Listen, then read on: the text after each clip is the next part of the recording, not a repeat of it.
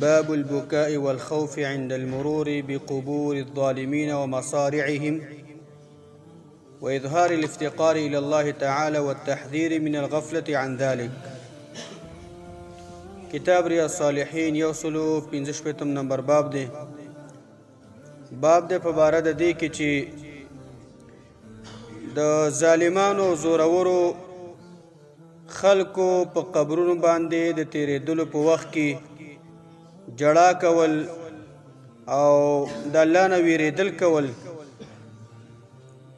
چې هغه خلک چې هغوی له الله تعالی عذاب ورکړی و د هغوی په علاقه باندې سړی تېرېږي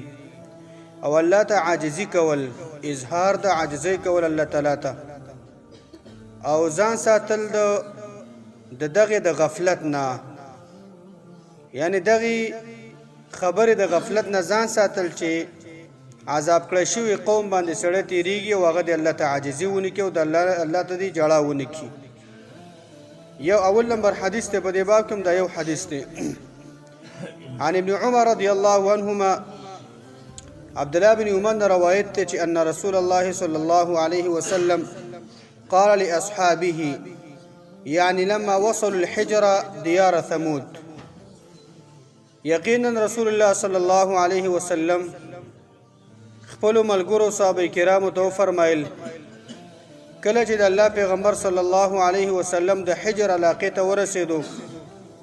دا هغه علاقه ده چې دا د سمودیانو کورونه او دغلته. حجر دا د مدینه او د شام په منځ کې یوه علاقه ده. نبی صلی الله علیه وسلم په 10 کال د هجرت باندې د غزوه تبوک په وخت کې په دې ځای باندې تیر شوی و. د الله پیغمبر صلی الله علیه وسلم چې دغه علاقه وکتله چې دلته الله تعالی د سمودیان ته یو عظیم عذاب ورکړی دی، نو خپلو ملګرو ته یې وویل لا تدخلوا علی هؤلاء المعذبین الا ان تکونوا باکین. ای زما امته ملګرو، تاسو دې خلکو باندې چې دوی ته عذاب ورکړی شوی دی په دوی باندې تاسو داخلیږئ مه، داسې ځایونو باندې تاسو نه وځئ مه، مګر تاسو په داسې حالت کې داخل شئ چې تاسو وجاړئ. د الله قدرت ځان ته را په یاد کړه چې ګورئ دا داسې یو ناشنا قوم او داسې ناشنا انسانانو ډېر زیات زور الله ورکړی و، طاقت الله ورکړی، خو کله چې د الله نافرماني وکړه، د الله د پیغمبرانو ګستاخي وکړه، الله څنګه تباه او برباد کړه، الله تعالی ورباندې څنګه عذاب راوستون. دا د الله قدرت به ځان ته په یاد کړي او تعالی به جړا درشي. فإن لم تكونوا باکین، که چېرته تاسو جړا کوونکي نیستئ، په داسې علاقو باندې تېرېدلو په وخت کې نه جاړئ، نو فلا تدخلوا علیهم، دې علاقو باندې او دې خلکو من تاسو مه داخلېږئ چې داسې یو قوم چې هغې ته الله عذاب ورکړی، دې خلکو باندې مه داخلېږئ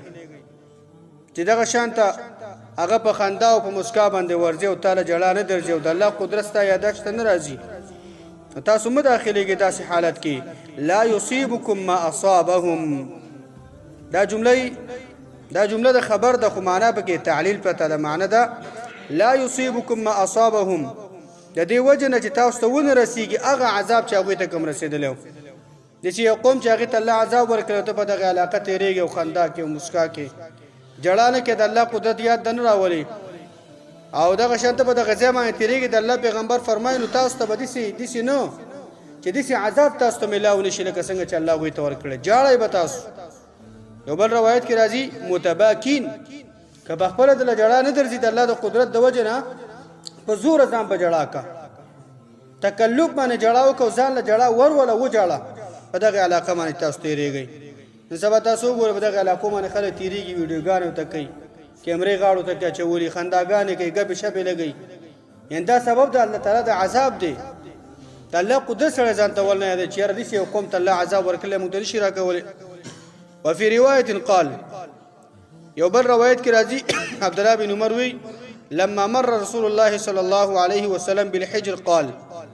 کله چې رسول الله صلی الله علیه وسلم د حجر په علاقه باندې تېرېدو، د الله پیغمبرو فرمایل لا تدخلوا مساکین الذین ظلموا انفسهم، مه داخلېږئ، مه نوځئ تاسو د هغې خلکو د اوسېدلو په ځایونو باندې چې هغوی په خپل ځانو باندې ظلم کړی دی،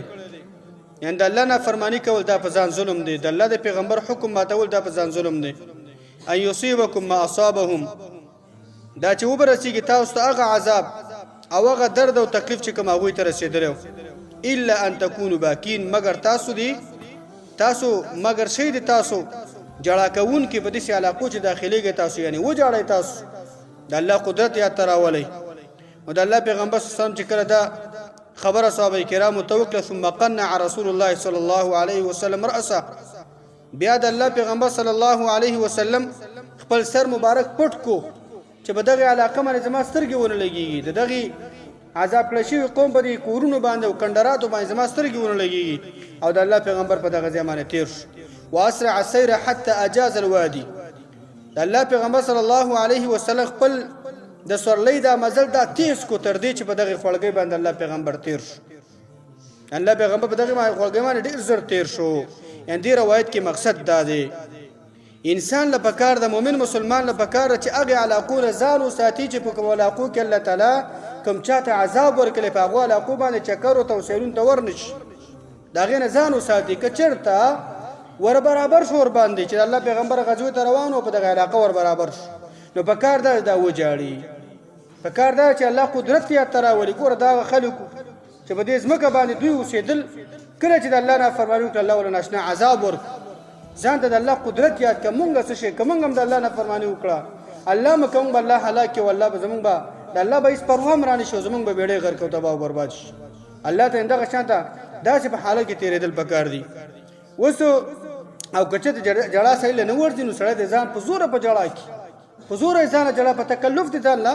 جړا ورولي، خو هسې دې نه تېرېږي په خندا او په مسکا او دغه شان ته بې فکرۍ او په غفلت کې نه تېرېږي. قرآن کې الله تعالی فرمایي اعوذ بالله من الشیطان الرجیم فسیروا فی الارض فانظروا کیف کان عاقبة المکذبین. الله قرآن کې ځای په ځای باندې حکم کړی چې تاسو وګرځئ، لاړ شئ تاسو او دغه خلکو هغه ځای نه تاسو وګورئ چې څرنګه الله تعالی فرمونږ هغه خلکو ته سزاګانې ورکړي دي او هغه عذابونه ته مونږ ورکړي چې چا نسبت ته دروغو د الله توحید ته کړی دی او د الله پیغمبرانو ته کړی دی. او دلته د الله پیغمبر فرمایي چې تاسو مزه داسې علاقو ته چې هغه هلته قومونو ته الله عذاب ورکړی، او قرآن کې الله وایي تاسو وګرځئ داسې علاقو ته لاړ شئ. تطبیق علما به داسې کې مفسرین داسې کوي، وی الله تعالی په دې آیات کې هغه چاته دا حکم کړی چې لاړ شه ته، که زما د قدرت نه ته نه معلوم او شک پکې کې چې ما داسې یو زورور قومونه تباه کړي دي، یعنې دا حکم الله هغه چاته کوي چې چا شکي که نه چې یاره الله به څنګه قومونه تباه کولی شي، الله به څوک تباه کړي. نو الله فرمایي که شک دې راځي لاړ شه وګوره، دا د سمودیانو علاقې وګوره، دا د عادیانو علاقې وګوره، دا د قوم لوط سدوم علاقه وګوره چې الله به ما څنګه تباه کړي دي. ستا به فکر ته راشي چې زما قدرت څنګه دی، چا چې تکذیب کړل څنګه کارو سره ما کړلی. یعنی کله چا ضرورت شي چې یاره شک راځي د الله په قدرت کې، د الله په هلاک کړه شوي قومونو کې شک راځي، نو هغې ته الله فرمایي دا وګرځه. کله چا شک نه دی، چا یقین پوخي، نو داسې علاقو هغې ته ضرورت نشته چې هغه داسې علاقو ته لاړ شي چې هغې قومونو ته الله عذاب ورکړی، والته الله تعالی قومونه تباه کړي. الله دې موږ تاسو عذابونه نه وساتي، الله دې موږ تاسو باندې رحم وکړي. وصلی الله علی نبینا محمد.